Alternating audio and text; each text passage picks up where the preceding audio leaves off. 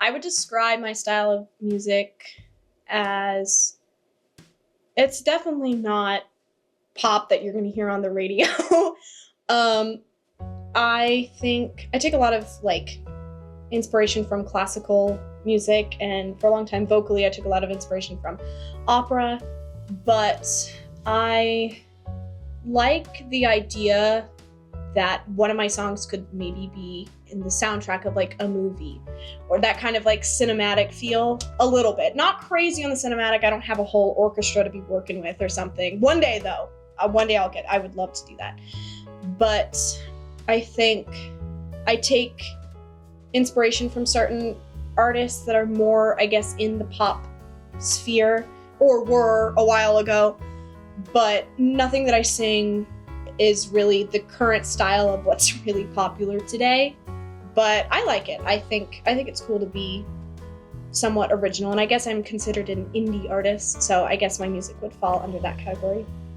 I think the type of music that I do would work in a large auditorium, but I also feel like it would work in really small, kind of more intimate settings, just because I don't use a bunch of instruments, and if I were to perform live, I wouldn't have like flashing lights and techno things and backup dancers. I would want it to be a more intimate, personal setting. And I think some of the best performances that I've seen have been with 50 people at the most, and it feels more real, and it feels less like a show and more of just, hey, let me show you a little bit of me. Let me open myself a little bit up to you.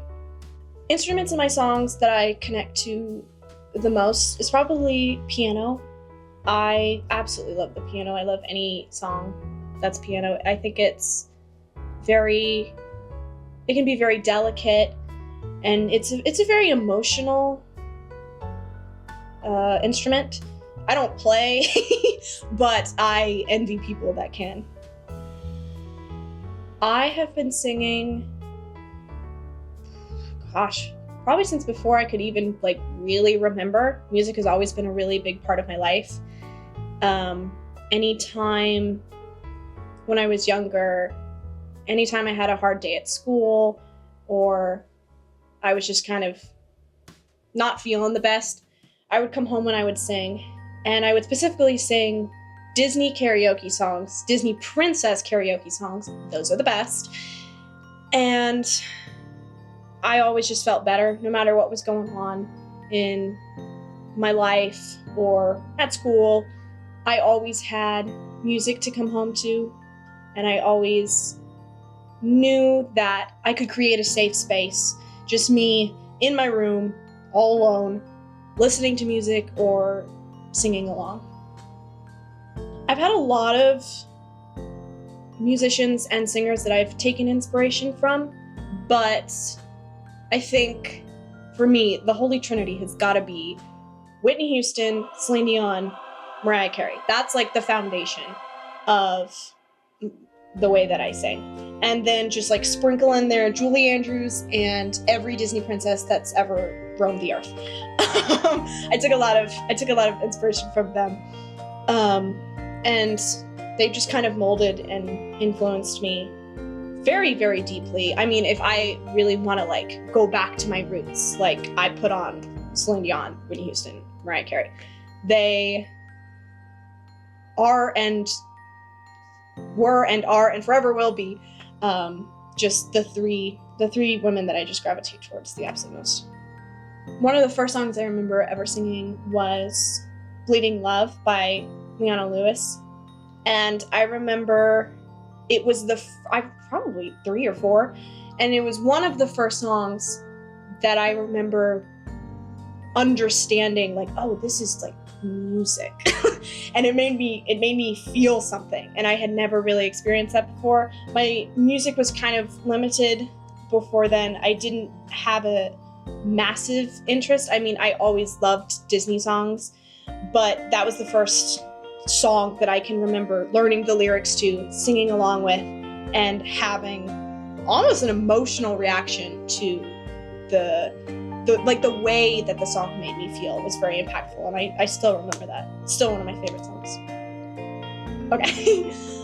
I differ with music that I like to listen to and music that I like to sing. I prefer to sing to, like, I'm a big musical theater nerd, so I like singing karaoke's and stuff of musical theater pieces and any backing track that has a piano or just like a basic acoustic guitar.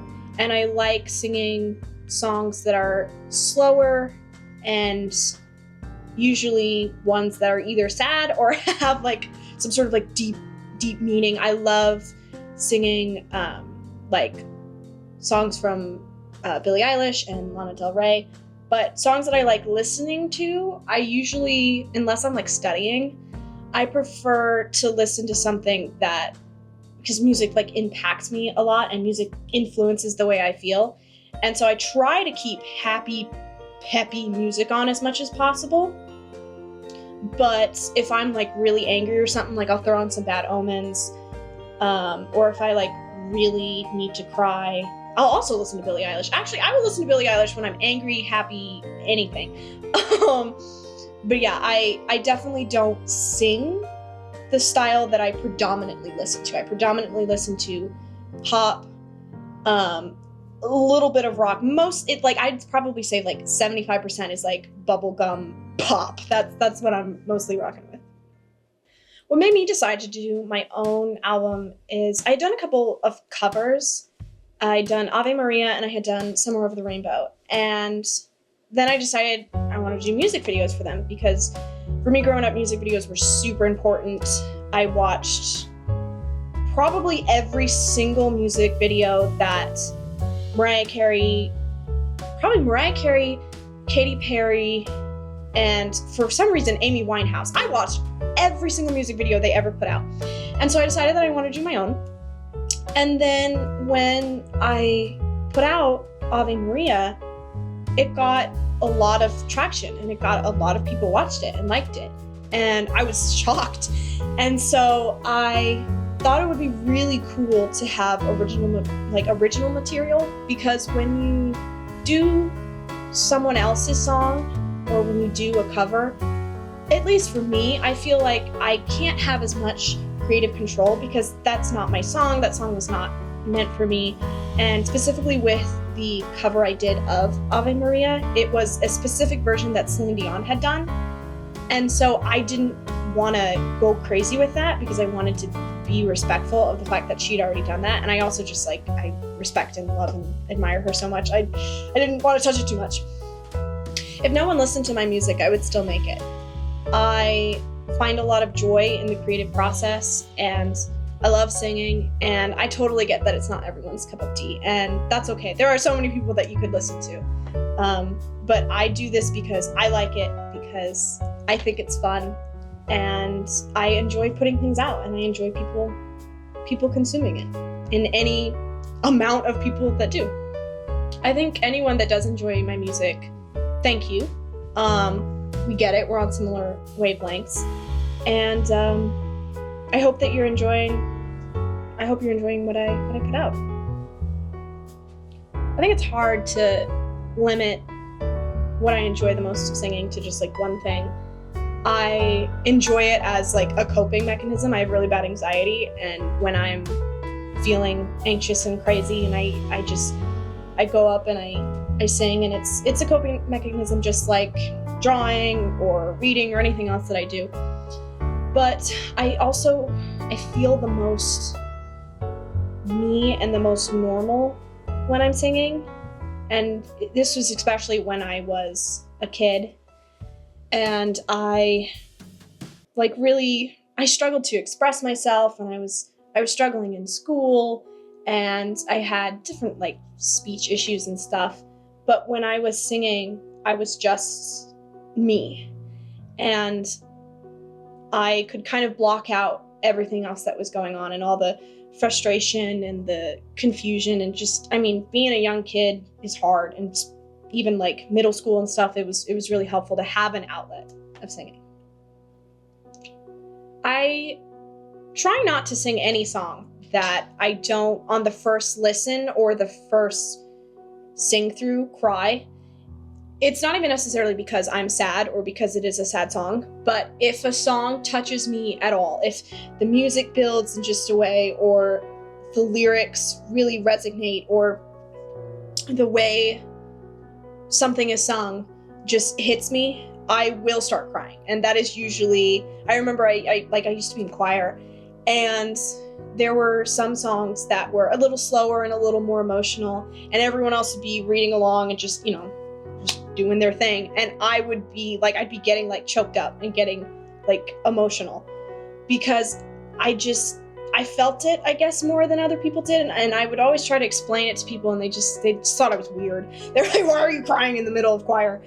But if a song impacts me at all, it's very, very, very strong.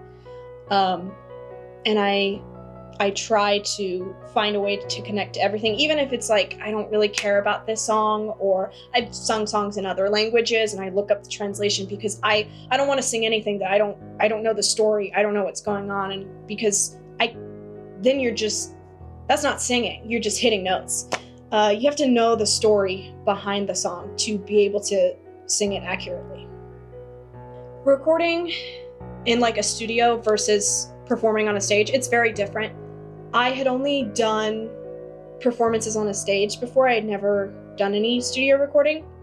Studio recording, you have to be a lot more precise because it's, when someone's listening to a song, it's going to be under a microscope almost, and there isn't the distraction of the performance to kind of make people forget. And also, if someone like is just watching you perform, you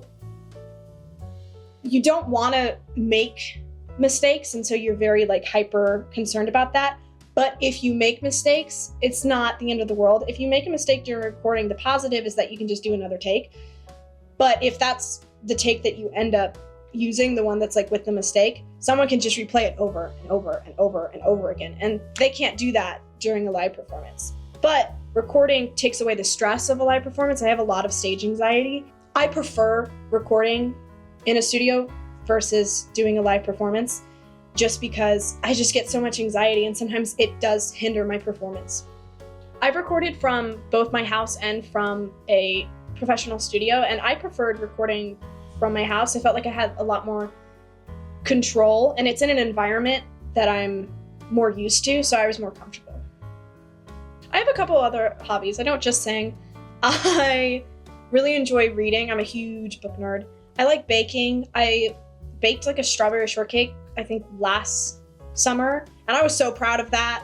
I was like, let's go. I haven't done as much baking as I'd like to, but I also really enjoy drawing.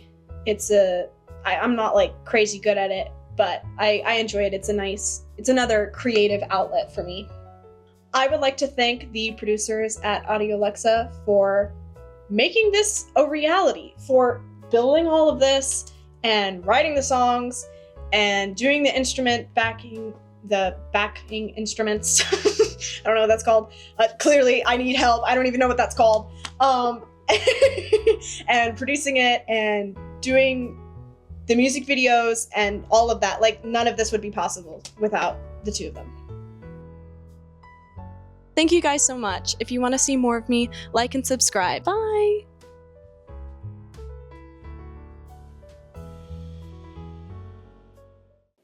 I don't have a very strong stance on pineapple on pizza. I've had it. It's not the worst thing in the world that people claim. I don't like pineapple, so, I get canceled. The strangest way I ever injured myself was I was like walking past my bed, and I had a bed that had a like bar out of it, and I was walking past, and I clipped my knee, and then I fell. And while I was falling, I hit my ankle on the bottom side of the bed, and then I hit my face on the ground. 100% I would use a rewind button, because there's so many times I'm like, that was really dumb that I said that, and then I would rewind it to the part where I was about to say it and not say it. My go-to dance move when nobody is watching is I don't really know. I am so self-conscious about dancing that even when I am alone, I limit my dancing because I am like, I can imagine what I look like on the outside. That's kind of sad. Even when no one's watching, I'm like, I cannot dance.